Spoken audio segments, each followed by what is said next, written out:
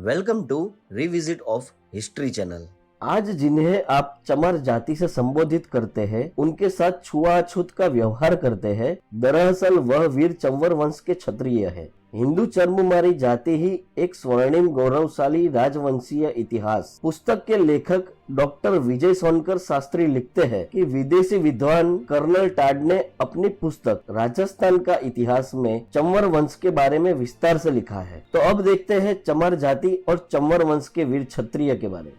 अगर दोस्तों आपको ऐसे ही कंटेंट देखने हैं तो सब्सक्राइब कर दीजिए हमारी चैनल को और वीडियो को लाइक करके शेयर कर दीजिए।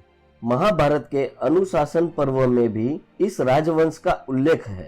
तुर्क आक्रांतों के काल में इस राजवंश का शासन भारत के पश्चिमी भाग में था और इसके प्रतापी राजा चंवरसेन थे। इस क्षत्रिय वंश के राज परिवार का वैवाहिक संबंध बाप्पा रावल वंश के साथ था। राणा सांगा व उनकी पत्नी झाली रानी ने चंवर वंश से संबंध रखने वाले संत रैदास जी को अपना गुरु बनाकर उनको अपने मेवाड़ के राजगुरु की उपाधि दी थी और इनसे चित्तौड़ के किले में रहने की प्रार्थना की थी। वर्तमान हिंदू समाज में जिनको चमार कहा जाता है, उनका किसी भी रूप में प्राचीन भारत के साहित्य में उल्लेख नहीं मिलता है। डॉक्टर विजय सोनकर शास्त्री के अनुसार प्राचीन काल में न तो यह शब्द था और न ही इस नाम की कोई जाति ही थी। ऋग्वेद के दूसरे अध्याय में मैं बुनाई तकनीक का उल्लेख जरूर मिलता है, लेकिन उन बुनकरों को तुतुवाई नाम प्राप्त था, चमार नहीं। ऑर्गेनाइजेशन की लेखिका डॉक्टर हमीदा खातून लिखती है, मध्यकालीन इस्लामी शासन के पूर्व भारत में चर्म एवं सफाई कर्म का एक भी उदाहरण नहीं मिलता है। हिंदू चमड़े को निश्चित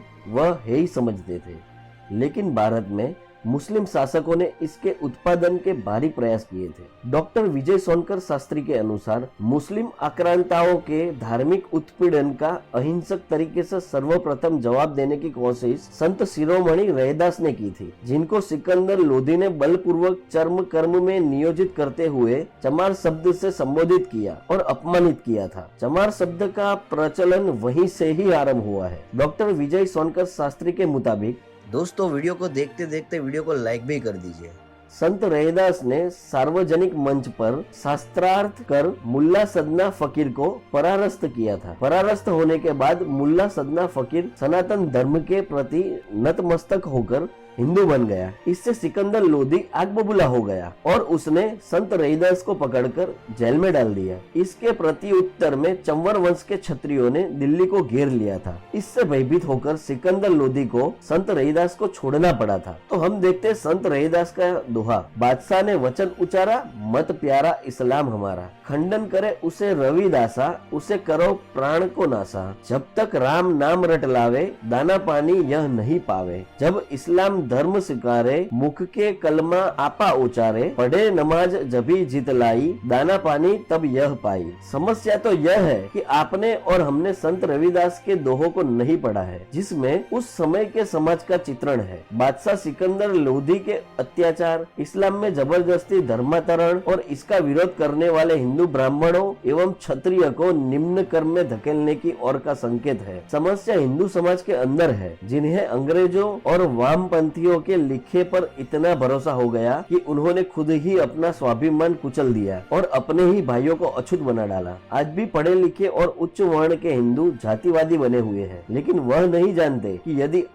यदि वह बचे हुए हैं तो अपने ऐसे ही भाइयों के कारण, जिन्होंने नीच कर्म करना तो स्वीकार किया लेकिन इस्लाम को कबूल नहीं किया था। जो इस्लामी आक्रांतों से डर गए वह मुसलमान बन गए और जिन्होंने उसका प्रतिरोध किया या तो वह मारा गया या फिर निम्न कर्मों में बाध्य किया गया। जो उच्च वर्गीय हिंदू आज है, उनमें से अधिकांश ने मुस्लिम बादशाहों के साथ समझौता किया, उनके मनसब बने, जागीरदार बने और अपनी व प्रजा की धर्मांतरण से रक्षा की। प्रोफेसर शेरिंग ने अपनी पुस्तक हिंदू कास्ट एंड टाइप्स में स्पष्ट रूप से लिखा है कि भारत में निम्न जाति के लोग कोई और नहीं बल्कि ब्राह्मण और क्षत्रिय ही है। अब तो भरोसा कीजिए, क्योंकि आपको तो उसी पर भरोसा होता है जिसका प्रमाण पत्र यूरोप और अमेरिका देता है।